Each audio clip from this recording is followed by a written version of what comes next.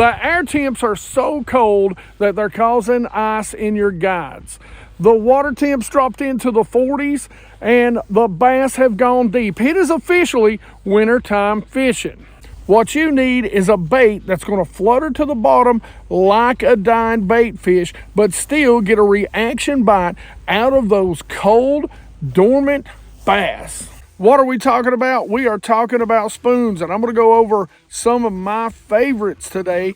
We'll talk about how to rig them, rod, reel, and line, locations to fish them that are most productive, and a retrieve that'll guarantee you'll catch more fish. All right, this is the Nichols 2.0 Duh Spoon, which is one of my favorites. So this is the Nichols Duh Spoon. It's a redesign of the Duh Spoon. Now, I've been a Duh Spoon fan for a very, very long time. You can go back and look through the videos. You can see I've fished these little suckers for a long time. Well, what I like and what they've changed, they've always put on this cool little flashaboo on the hook. They've got some great paint jobs. They've sleeked it down just a little bit. So they've made the profile a little bit thinner, so it's going to drop a little bit faster.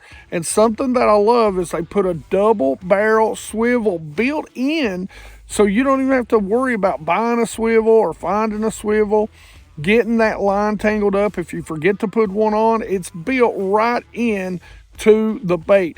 These are extremely realistic looking baits. They've always done a good job on that. I love the eyes up high and the fins and the gill plates. They've got some really great colors. I was able to get my hands on 3, and they come in a few different sizes. This is one of my favorite colors. This is called the Tactical Shad. This is also in one of my favorite sizes, the 3/4 ounce. Another good color, especially for those smallmouth, and if the water's just a little bit dirtier or if they're really deep, is Morning Dawn. This is gold shattered glass. Now, there is a subset of these spoons that have this shattered glass pattern on the side of them. I really like those too. So these come in 4 different sizes: a 3/8, a 1/2, a 3/4, and then it takes a big jump up to 1 3/4 ounce. So you're going to be able to get these down as quickly and as deep as you want to fish them. Oh yeah, geeks, it is the winter time, and you know that's one of the things you're getting ready to upgrade is maybe your graphs. Well, if you're getting those Echo Maps by Garmin, you better get those Echo Map locks from Boat Effects. But I don't even want to talk to you about that. I want to talk to you about your boat steps. Listen, I know you've heard me tell you this story several times, but I know of 2 guys who on this particular lake lost their lives. One of them at the boat ramp. One of them fell across the tongue of his trailer in the wintertime and broke his ribs and could have easily drowned. We're talking about at the boat ramp, loading and unloading. Especially if you're like me and you're by yourself. Especially, look, I'm going to be 52 in April. I've got friends who are much older than me, and we want to be able to fish for as long as we can. Nothing substitutes my boat steps. Every time, and I heard, hey, if it was you, make sure you say it again, please, in the comment section below. One of you geeks out there, every time he left a comment, I don't remember what video, but every time he loads and unloads, he thinks about how much he loves his boat steps. And let me tell you, likewise. I say it every time. I am a big dude. I weigh about 350. And I'll just tell you, it means the world. Get the extended handle. You're not going to reach. It's why I don't like. It's why, look, this boat came with boat steps, or would have, but I told them to keep them. Not because I work with Boat Effects, but because they're better steps. I'm not reaching or lunging. They've got better options for their handles to steady you with, the Boomer step. They're just safer, geeks. They're just safer as we get older. Go check them out. Got one of the best discount codes, and make sure you check out that link in the description. It does help. The good news is this is super simple. You take it right out of the pack, run your line through. We're going to tie a pit seam knot 4 to 5 times. Come through, tighten it down.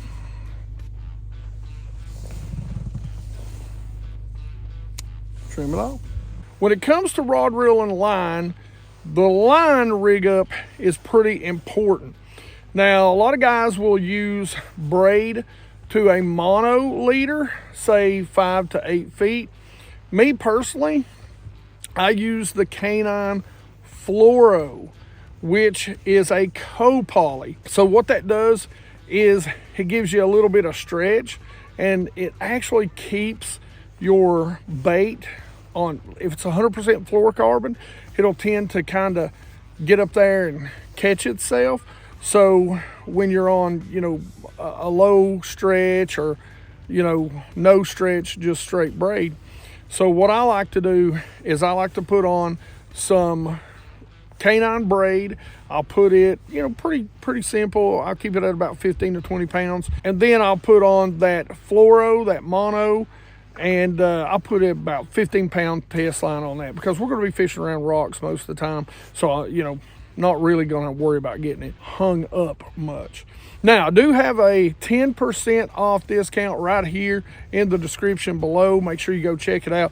Hey, I tell everybody all the time, best casting braid on the market. I've got that teamed up with a TFO option. This is one of my favorite rods by them. I've used them for a long time. This is a 7'6" heavy fast action. So it's basically a flipping stick for the 3/4. Now you get all the way up into that 1 3/4 ounce, you're probably going to want to move up into something a little bit heavier. But for everything else, you really don't need a crazy setup. The reel that I've got the Fitzgerald VDL10. This is an 8 1-to-1. I like that high speed because when I hit them, I want to be able to catch up with the line in case they knock a little bit of slack in it when it comes up on the rip, and that'll do the job every single time. All right, let's talk about location before we talk about anything else. Listen, first third of the creeks, which is where we're at right now, to the main lake this time of year. And right now it's late December, so early winter. As a matter of fact, today is the first day of winter. That's going to be some of the places that I like to find. I like to find some areas that's got a little bit of rock, some rock transitions, some points, some humps, and that's where I'm going to fish this at when I'm fishing it on the bottom. Now, 90% of the time, I'm going to be out over deeper water, vertical jigging this, and anytime I'm vertical jigging, whether I'm going to be on the bottom or I'm casting it up and I'm going to be on the bottom, I'm not going to come very far up. So when I come up, I'm going to go from about a 9 o'clock to about an 11. And then I'm going to give it slack and I'm going to watch my line, because if you see the line jump, that means you probably got one, set the hook. A lot of times I'll fish a spoon if I'm casting it, and I don't recommend casting it long distances. It's not a flutter spoon. It's better for vertical jigging for sure, but sometimes on those points I will hop it and work it down those long points or those humps off the side. And trust me, it gets bit doing that. That way you can fish it a little shallower and not be right over top of them. Now, if you want to keep it, there's a spot on the spot, get over top of them. I'd say you're probably going to need to be at least 20 foot. At least 20 foot if you're in a boat, and just drop it straight over the side, let it go to the bottom, and just hop it up, rip it up. A lot of times that's going to get their reaction. And the good thing about that is you're going to be able to keep it right in that strike zone for a long period of time when you're vertical jigging. And that's what these are. These are vertical jigging spoons. Either way it goes, you're going to set the hook pretty much straight up. But remember, this is a treble hook, albeit a beefy, sweet treble hook. So when you stick them, they're stuck most of the time. And the great thing is, again, the redesigned swivel built into the blade. You're not going to get a bunch of line twists. They're not going to get a bunch of torque to get this out. But I'd still recommend getting them to the boat pretty quick, You're using, some pretty heavy line, so it's not going to be that tough to do. Get them to the boat. If you use your thumb, if it's a bigger bass, be very careful. A little one, you can boat hop. Otherwise, get your net out. Again, treble hooks can be very dangerous. So make sure you're taking your time.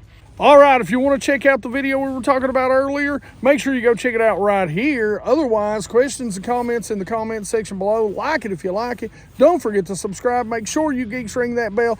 Be part of the 100% Watch Squad. We need you in 2026. It's going to be crazy. Love you, geeks. You rock.